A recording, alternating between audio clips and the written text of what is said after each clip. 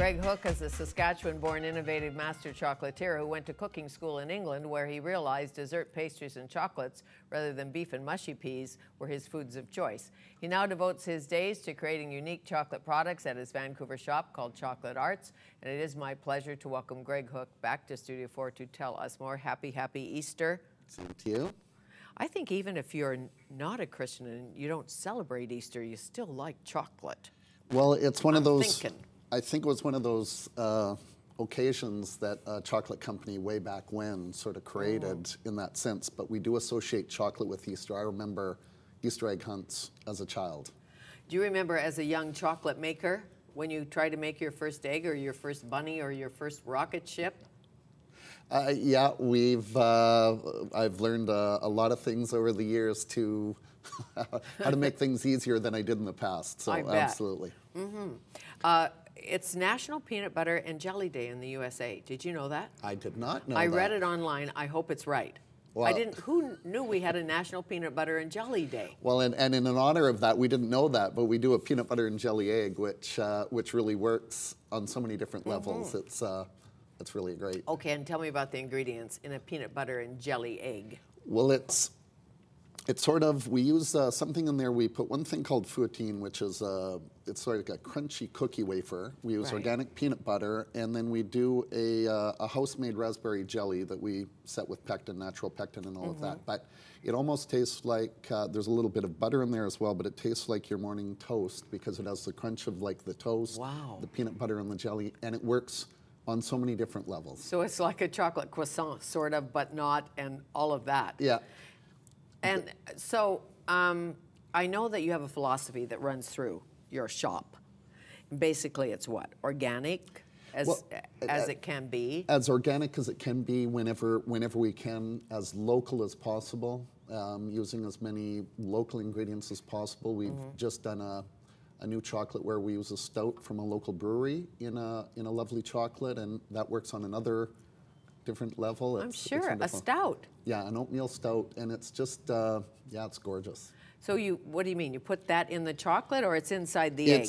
Well, that's not in an egg. That's a different thing. But it was just for spring. We just we really take the stout and we put it into essentially we'll say a truffle filling, and it comes through in that way really, really well. And when you say we, who's we? We and my wonderful team of chocolatiers. So I have a wonderful crew of about 4 young ladies who essentially create everything here. They offer the input. They add the feminine touch that sometimes I tend to... I see. So they didn't make the rocket ship? Is that what you're telling me? Well, the rocket ship would be more idea, and the things that are a little more feminine would be more their ideas. So what's in that rocket ship? Well, this rocket ship has a few eggs inside, but it was more just the whole idea that it's an egg in the shape of a rocket ship. It's great. Now, what kind of chocolate? French, Belgian? Well, we use a French chocolate, cacao berry. We mix 2 different varieties of chocolate to come up with our own unique blend, and it's about 61% cocoa solids. So it's a little more bitter than some of the things. And what's the top percentage you can make a chocolate without it tasting too bitter?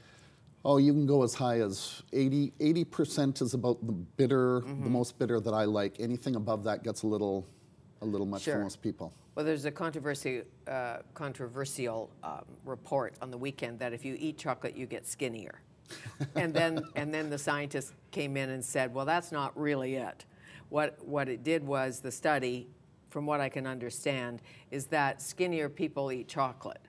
Go figure. Go figure. Yeah, I don't know what it's about, but it is a health food. Yeah. At some level, not tons of it, but...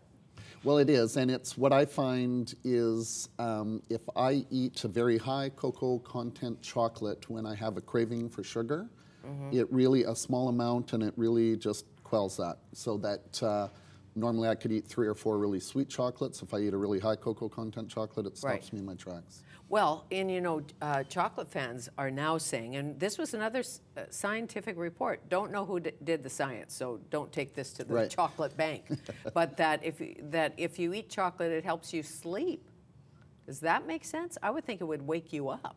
That makes sense. I mean, I always laugh. I think it's like dentists, I think they really love it. I haven't had a cavity in years, and I think there's something about the cocoa butter, and there's not a lot of sugar, so okay. It can work on a lot of levels. I have a friend that chips off big things of dark chocolate when she flies.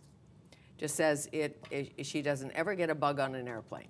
Wow. And she blames it on the chocolate. So whatever flips your skirt, so to speak. Right, and all the different things that it can do, it's wonderful.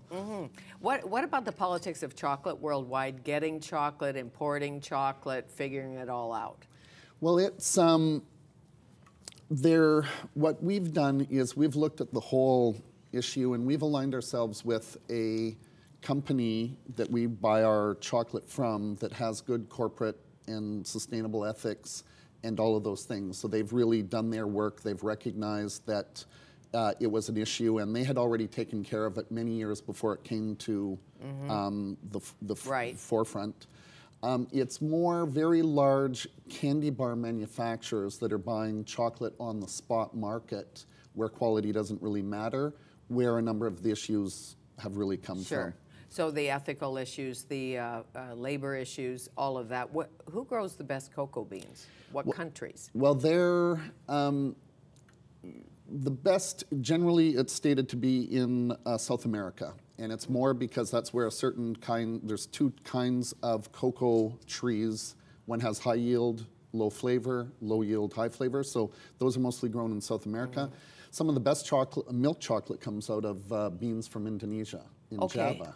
And you're saying it's a different bean for milk chocolate, or they add milk? How do you make milk chocolate? Well, so milk chocolate you would roast the bean, grind it up, and they add full-fat milk powder to the mixture. Of course they do. We're working on where we do most milk chocolate is about 38% cocoa solids, a really high content. We're working on one that's 50% cocoa solids. So we really mix, we call it a dark milk chocolate. So it's dark chocolate with a hint of creaminess, and it allows certain flavors to come through that won't come through in a dark chocolate. Okay, so it's a healthier chocolate, in a sense. Yeah. Because most kids, I don't know about your kids.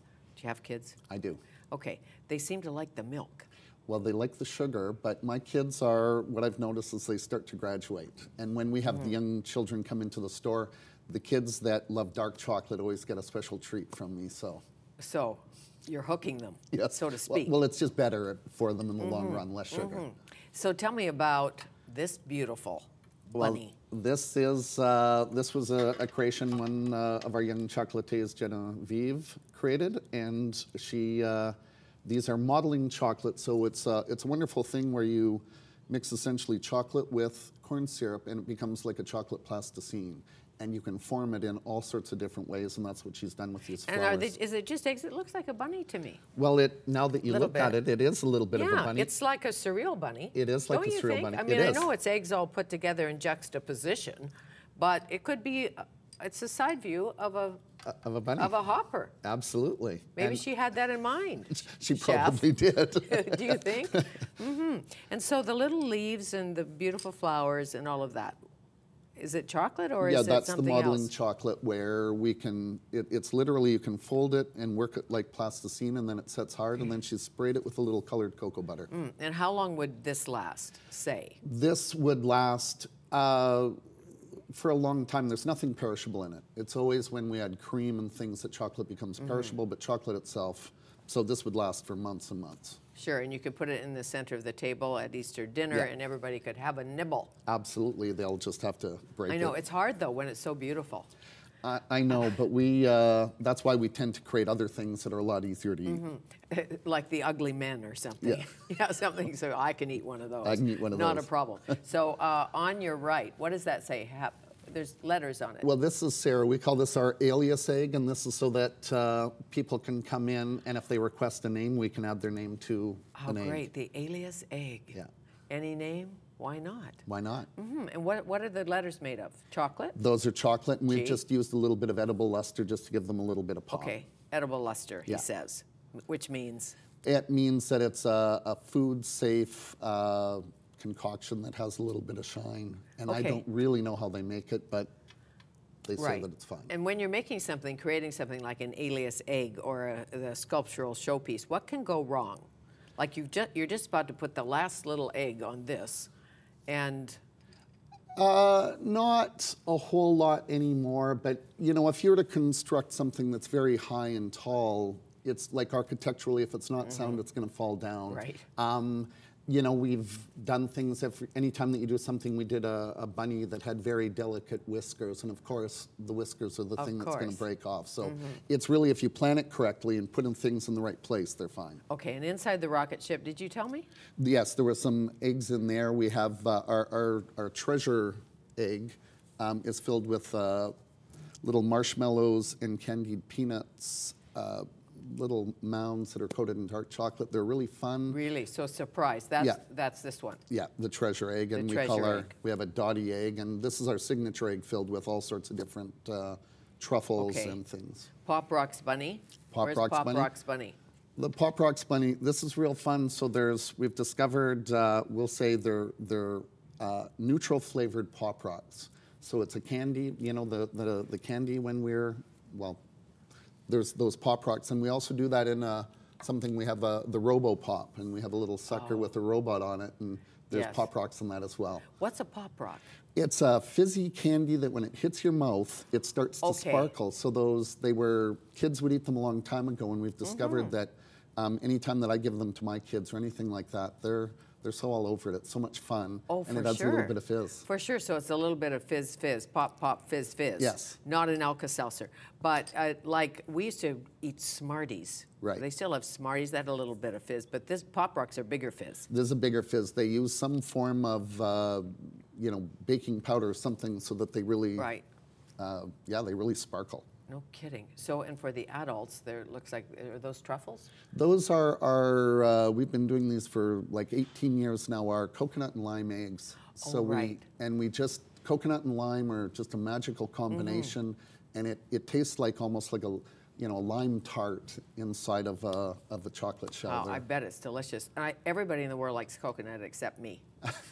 You know, it's true. They go, oh, coconut. My mother was Mrs. Mound's bar and all of that, and coconut cream pie, and I'm still, to this day, can't do it. Right. Don't know what that is. Do you have anything you don't like in a chocolate? I have not run across anything yet. I've been playing, on the weekend, I'm playing around with, working with another local company, but using Parmesan cheese. Really? In a chocolate bar, and that's interesting. And it's fun, and it actually really works well. Parmesan cheese and chocolate. Well, there's like bacon and chocolate, and pepper and chocolate. Pepper. Yeah. Like chili and chocolate. And even peppercorns. There's all sorts of things. So we're off on a little tangent now, where we're creating some of those things as well. And I saw those eggs at Whole Foods the other day. Well packaged. Well, thank you. We love them.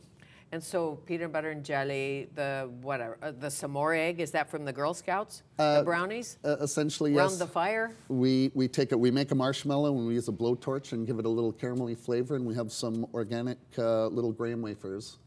So inside. The graham cracker is in there. The graham cracker is in there. Did you make s'mores? Oh, absolutely. Do boys make s'mores? Absolutely, we did. And we still make them when we go camping. We just use a higher grade of chocolate than when I was growing up. I bet you do. Oh, yeah, that was bad. Yeah. The chocolate growing up. I don't know what happened. Well, not all bad, but I won't mention the company. No. But I know that once I discovered Belgian or French chocolate, or kind of real European chocolate at the time, but now it's all here. No, it's all here. And I don't mean the Canadian chocolate was bad. It was certainly better than American chocolate. Yes. But yeah, and there's such a selection of chocolate out there now. It's really big. Exactly. Where you're going to have fun with all this. How do you transport this?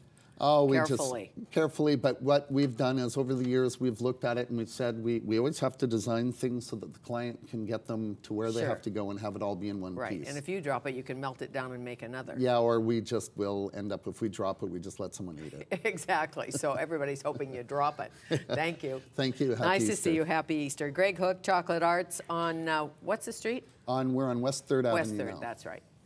Remember, you can catch all of our conversations on YouTube or follow us on Twitter at Fanny Studio 4. And tomorrow.